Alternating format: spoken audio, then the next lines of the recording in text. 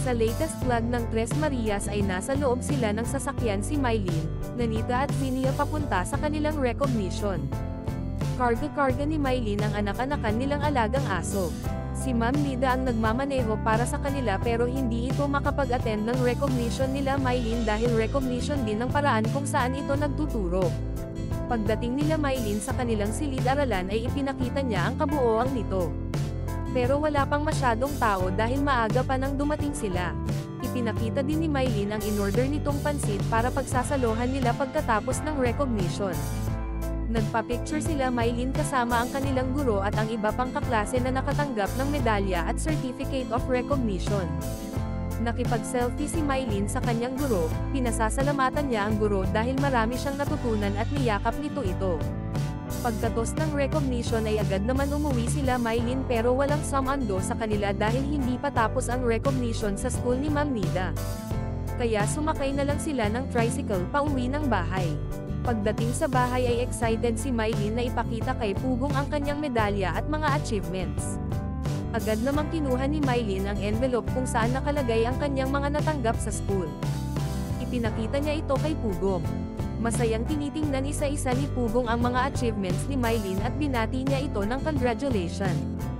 Nakita din ni Pugong ang mga grades ni Nanita at sinabi nitong okay naman ang grades ni Nanita at pasado ito. Sinabi din ni Ma'am Nida na may progress talaga sa mga grades ni Nanita, sadyang mahina lang talaga siya sa English at Filipino kaya push pa. Sinabi ni Pugong na sa lahat ng show owner nila ay si Mia na lang ang hindi pa niya nakita ang grades at sinabi din niya nagpapasalamat dahil lahat ng Pugong Biyahero Scholars ay pasado. Biniro ni Pugong si Mylene na sa susunod ay dapat top 1 na siya.